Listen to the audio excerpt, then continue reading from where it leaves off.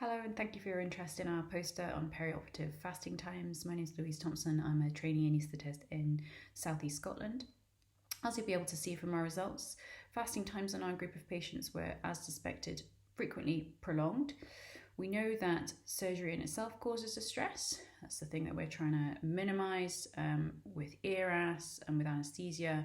But adding a prolonged fast to that's going to add a metabolic stress, which is likely going to enhance catabolism and insulin resistance, possibly leading to poorer perioperative outcomes. We also know that a hungry, dehydrated person, patient or otherwise, is going to have a worse day probably and a worse experience than someone who isn't. So we've got an opportunity here to optimise patient physiology and experience, and it's quite clear that there's a need for us to try and make a change.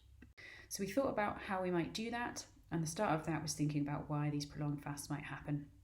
There are things that we might not be able to change so much. The patient's pathology might limit what their intake can be. They might be arriving from far away or coming late near the time of their operation, and we might have missed an opportunity there. But what we're focusing on is the things we can change.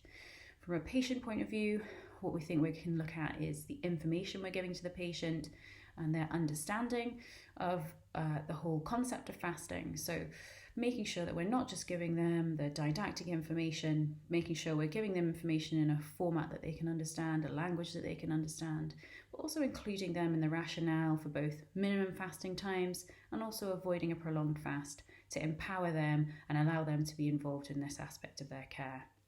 From a staff and an organisational point of view, there are lots of things that might get in our way of making sure this is optimised. The list order might change, particularly a problem in the emergency population where different things come into the hospital. We might have a really heavy workload and these things just go to the back of our minds. Those non-technical factors might come into play where our communication maybe isn't optimal or people feel they can't speak up, with that kind of flattening of the hierarchy that we want to achieve.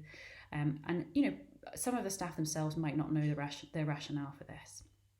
So what we aim to do from that point of view is look at staff baseline understanding, making sure people understand both the safety aspects of minimum fasting and of not prolonging fasting, giving education, and most importantly of all, embedding these discussions in our day-to-day work. So the morning brief, getting agreement of the whole team on when patients can fast, giving clear task allocation as to who's going to communicate that to the area looking after the patient, and making sure there are visual cues that are going to make those discussions more second nature throughout the day, taking opportunities where we can to minimise this.